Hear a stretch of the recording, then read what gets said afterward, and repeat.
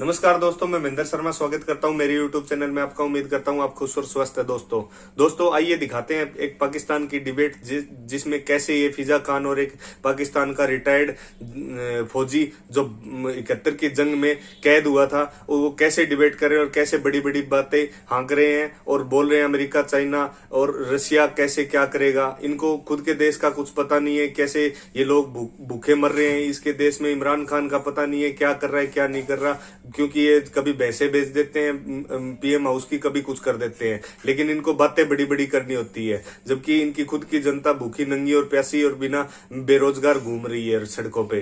तो आइए दोस्तों दिखाते हैं आपको ये डिबेट जिसमें कैसे ये आतंकवादियों की, तालिबान सरकार की पैरवी करते दिखाई दे रहे हैं और अपने मूलभूत मुद्दों से हटके ये कैसे अनर्गल अनाप शनाप बातें कर रहे हैं। जबकि भारत ने जितनी भी बार अफगानिस्तान में पैर रखा तब सिर्फ और मानव हित के लिए वहां पे पैसे दिए, और कैसे ये भारत को ब्लेम लगा रहे हैं कि ये आतंकवाद के साथ रहेंगे, ऐसे रहेंगे वैसे रहेंगे। तो आइए दोस्तों दिखाते हैं आपको ये डिबेट जिसमें ये फिजा खान कैसे बौखलाई हुई है। उससे ही पहले मैं दोस्तों आपसे रिक्वेस्ट करूंगा, अगर आप मेरे चैनल पे नए हैं तो मेरे चैनल को लाइक, शेयर एंड सब्सक्राइब जरूर करें दोस्तों। जय हिंद, वंदे मातरम, भारत माता की जय। दोस्तों बहुत शुक्रिया आपका वक्त देने के लिए।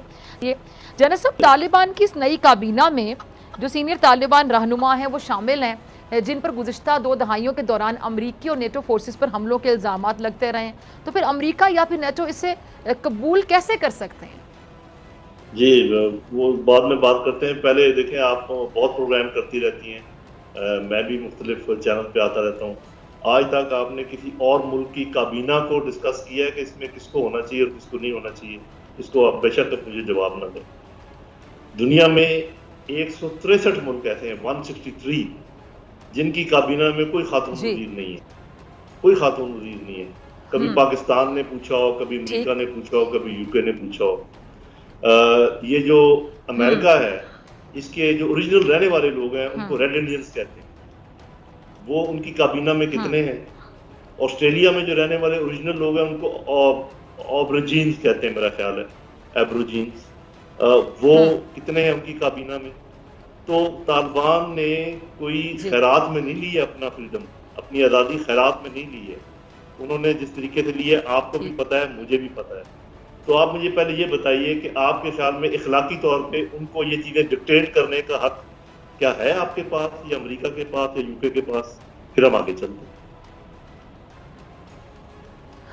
वो आप बिल्कुल सही कह रहे हैं, आप बजा फरमा रहे हैं, लेकिन डिस्कशन तो हो रही है ना, तमाम लोग इस बारे में बात तो कर रहे हैं। डिस्कशन इसलिए हो रही है जी जनरल साहब, ठीक है, मैं आपकी बात से किसी हद तक अग्री करती हूँ। जी जी ठीक है, चलिए फिर हम आगे चलते हैं। ठीक है, जैसे आपने कहा आगे चलते हैं।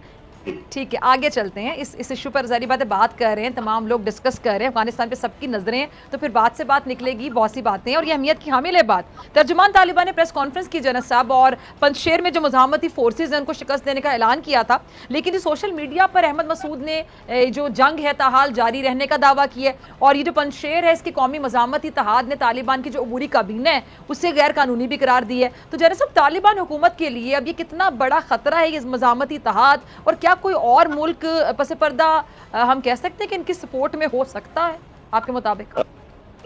जी बिल्कुल, जितने भी मालिक हैं जिनको दद पड़ी है वो सब के सब उनकी सपोर्ट में होंगे। जो ये पंजशेर से कुछ लोग, पहली बात तो ये कि आपको पता होना चाहिए कि बहुत अरसे के बाद पहली दफा कोई फौज या मिलिटेंट्स जो है वो पंजशेर में दाखिल हुए हैं। इससे पहले कभी किसी ने उनको दाखिल नहीं होने दिया। तो ये तालिबान ही है।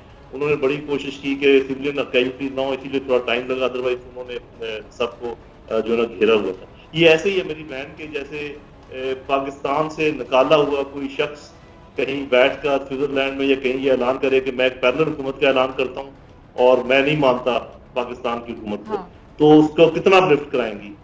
तो ये सारी चीजें ये देखने की है। बुनियादी तौर पे अमेरिका, यूके, CNN, BBC एक उन्होंने कैंपेन शुरू की हुई है, साइकोलॉजिकल कैंपेन शुरू की हुई है कि वैसे तो फिजिकली तो इनको नहीं हरा सके, तो इस तरीके से इनके साथ काम करते हैं। बात यह है कि अभी तक तालिबान ने जो कुछ किया है, जो उनका रवैया है, उस पर किसी को कोई इतराज नहीं उठा, दुश्मन भी इतराज नहीं उठा सके कि जी उन्होंने ये काम गलत किया। ये कह रहे हैं कि उनको ये ऐसे करना चाहिए, ऐसे करना चाहिए, आगे की खदशात का इजहार कर रहे हैं। तो हमें इंतजार करना चाहिए। तो अगर तो अफगान तालिबान अपने कॉल पर पूरे उतरते हैं, जैसे वो कह रहे हैं कि हम ख्वातीन का भी ख्याल रखेंगे, बच्चियां भी पढ़ेंगी, अकलीतों का भी ख्याल रखेंगे, अपने इलाके को इस्तेमाल नहीं होने देंगे टेररिज्म के लिए, अगर ये सारी बातें सही साबित होती तो ठीक है। जहाँ तक ये है कि अगर लोग वहाँ पर निकालते हैं जुलूस, फॉर एग्जाम्पल निकालते हैं, तो इस बात पर नहीं हैरान होना चाहिए कि वहाँ पे जुलूस निकला है तालिबान के खिलाफ। हैरान इस बात पे होना चाहिए कि तालिबान ने उस जुलूस को निकलने दिया है। असल में जो स्टडी करने वाली बात वो ये है, जिससे पता चलता है कि तालिबान चेंज हुए हैं। तो मेरा ख्याल ये है कि अब तक जो कुछ हुआ है, तालिबान ने पूरी दुनिया को हैरत में डाला है, और आगे जो होने वाला है ये पूरी दुनिया मजीद हैरत में जाएगी जो तालिबान अपने मुल्क में इंशाल्लाह अच्छा करेंगे। और ये अगर अमेरिका ने वो पैसे भी ना दिए जो कि तालिबान के अपने हैं, जबकि वहां पर अफगानिस्तान में बच्चे भूखे मर रहे हैं, वो तालिबान के बच्चे नहीं है, वो अफगानियों के बच्चे हैं, और अफगानियों का पैसा $9 बिलियन पे बैठा हुआ है। वहां पे फूड का प्रोग्राम कह रहा है कि जी वहाँ कहत साजी होने वाली है। कोई नहीं, ये प्रोग्राम तो इस बात पे होना चाहिए कि अमेरिका क्यों वो पैसे नहीं छोड़ रहा जो कि अफगानियों के हैं, लेकिन हम सब बात ये करते हैं कि अफगान ये कर रहे हैं, तालिबान ये कर रहे हैं, कोई नहीं कहता कि अमेरिका क्या कर रहा है। और यही वो चाहते हैं कि हमारी हार रांची में पर्दा पड़ जाए और हम सारे तोपें जो है ना अफगान तालिबान की तरफ कर दें, और आप और मैं भी इसमें शामिल हूँ। ठीक ठीक, अच्छा, हम आगे चलते हैं जी। जाना साहब, अमरीकी सेनेटर लिंडसे ग्राहम ने कहा है कि जी तालिबान अफगानिस्तान को मुकम्मल तौर पर कंट्रोल नहीं कर पाएंगे, और वहाँ के हालात, वो कहते हैं जी उनके हालात से मजबूर होकर अमेरिका को दोबारा अफगानिस्तान में फौजी भेजना पड़ेंगे। तो क्या आपको लगता है कि ऐसी गलती अमेरिका कर सकता है दोबारा? जी, पहले तो लिंडसे साहब से ये पूछना चाहिए कि जब आप वहाँ 20 साल थे तो क्या आप अफगानिस्तान को मुकम्मल तौर पर कंट्रोल कर पाए थे? अगर वो कहें कि हाँ जी हम वो कर पाए थे तो फिर आगे बात चल सकती है, क्योंकि वो खुद कंट्रोल नहीं कर पाए, आधे अफगानिस्तान को भी नहीं कंट्रोल कर पाए। तो बिल्कुल बेवकूफाना बात है, गैर अखलाकी बात है जो उन्होंने की है, और उनको कोई जवाब नहीं ऐसी बात करने। यानी हम ये कह सकते हैं जनरल साहब के जो हारा हुआ शख्स है वो अक्सर इस तरह की बातें करते हैं, तो इसमें उनकी हार छुपी हुई जो नजर आ रही है उनके अल्फाज में। आप तो समझदार हैं, आपके जो नाज़रीन है जो देख रहे हैं वो भी समझदार है, इसलिए इसके भाई जो यहाँ पर मुकम्मल यूएन की सैंक्शन के साथ इतनी ज्यादा फौजों के साथ आए थे, उनका ये कहना कि हम दोबारा आ जाएंगे, देख लें फिर वो आप अंदाजा रखें। अब फिर एक और बात जरूर नहीं तो फिर मेरे ख्याल से फिर ये खुद को सुपर पावर भी कहना बंद कर दें ना, यानी तालिबान की तादाद इनको इतनी कम लगती थी, इनको लगता था कि इनके पास जदीद असलहा है और इनके फौजियों की तादाद बहुत ज्यादा सुपर पावर है, तो इतनी शिकस्त से दुचार होकर वहां से निकले हैं, तो इनको तो मेरे ख्याल से फिर ये भी कहना बंद कर देना चाहिए कि हम सुपर पावर हैं। जी, असल में बात ये है कि सुपर पावर की जो डेफिनेशन है, अब जब अमेरिका सुपर पावर बना था सेकंड वर्ल्ड वॉर के बाद, तो उसका एक हमदर्दाना रवैया था पूरी दुनिया की तरफ, और जहां भी कोई प्रॉब्लम होता था, कहत साली होती, तो उन्होंने पूरी दुनिया की मदद की और दुनिया को अपने पांव पे खड़ा किया, इसमें कोई शक नहीं है। जब तक उनका ये रवैया हमदर्दाना रहा तो अल्लाह ने भी उनकी मदद की और उनकी सुपर पावर जो है स्टेटस वो कायम रहा। जब ये अकेले सुपर पावर रह गए यूएसएसआर की डिमाइज के बाद, रशिया जब बन गया, इनका रवैया बदल गया, इनमें रऊनत आ गई, इनमें फरौनियत आ गई। तो कुछ लोग शायद ये समझते हो कि अल्लाह ताला का कोई हाथ नहीं है दुनिया को चलाने में, लेकिन मैं उन लोगों में से हूँ जो समझता हूँ कि ये जो प्राइड है अनड्यू और ये जो रऊनत है, इसका खमियाजा भुगतना पड़ता है, तो वो उसका खमियाजा भुगतेंगे, और वो जब भी निकल जाए वो दोबारा बड़ी पावर बन सकते हैं। पावर तो अभी भी बहुत बड़ी, लेकिन सिर्फ मिलिट्री पावर नहीं होती, इखलाकी पावर भी बहुत बड़ी चीज होती है। ठीक है। अच्छा जाना साहब, बरतानवी खबर एजेंसी रॉयटर्स, उसके मुताबिक अमरीकी सदर जो बाइडन का कहना है कि पाकिस्तान, ईरान और चीन और रूस बाज़ मामलात पर अफगान तालिबान से बात और मुआहदे के लिए काम कर रहे हैं, तो क्या अमरीका और भारत ये देखकर खामोश रहेंगे कि उनका असर रसूख खत्म हो रहा है, तो उनका क्या रिएक्शन होगा आपके मुताबिक? जी देखिए, उनके पास दो ऑप्शन है, ये बात तो सही है जो वो कह रहे हैं, बिल्कुल दुरुस्त कह रहे हैं, और भी मुल्क हैं, सिर्फ यही नहीं जिनको उन्होंने नाम लिया है। इसीलिए मैं कहता हूँ कि अफगान तालिबान हैरान कर देंगे, इसलिए कि वो हाथ नहीं फैलाएंगे अमेरिका के आगे कि मेहरबानी करके वो उन कौमों जैसे नहीं है जो फौरन घुटने टेक देती हैं और फौरन माफिया तलाफियों पर आ जाती हैं। मैं जिसकी तरफ इशारा कर रहा हूँ उसकी जरूरत नहीं है ज्यादा करने की। तो बात यह है कि बहुत मुल्क हैं जो उनकी मदद को तैयार हैं और वो उनकी मदद करेंगे।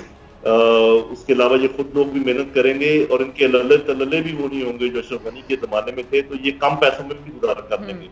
और ये अगर अपने इखलाक का जो मोड इन्होंने इख्तियार किया है, माफ करने का, आगे चलने का और सबको साथ लेकर चलने का, अगर ये इस पर कायम रहे तो मेरा ख्याल है इन तमाम चीजों से ये निकल जाएंगे और ये दुरुस्त है वो जो कह रहे हैं कि बहुत सारे मुल्कों के साथ बातचीत कर रहे हैं, उनके साथ काम करने के लिए।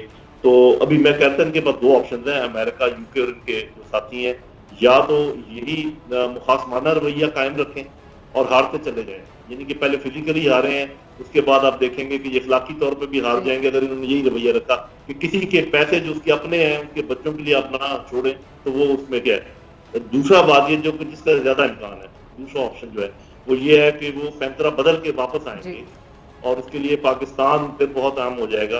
पाकिस्तान को आके कहेंगे छोटे भाई सॉरी यार वो बातचीत वैसे हमारे मुंह से कोई निकल गई, आप बड़े अच्छे हैं, तो हम चूंकि जैसे हैं फौरन उसी का में आ जाते हैं, अभी तक तो आए नहीं है।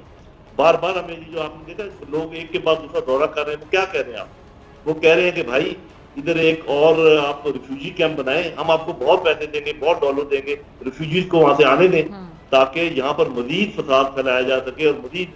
लेकिन पाकिस्तान भी सबक सीख चुका है और अफगान तालिबान भी सब चालों को समझते हैं। तो मेरा ख्याल है अभी पुरानी चाल कोई कारगर साबित नहीं होगी, ये मुंह देखते रह जाएंगे अगर इन्होंने मुखातमाना रवैया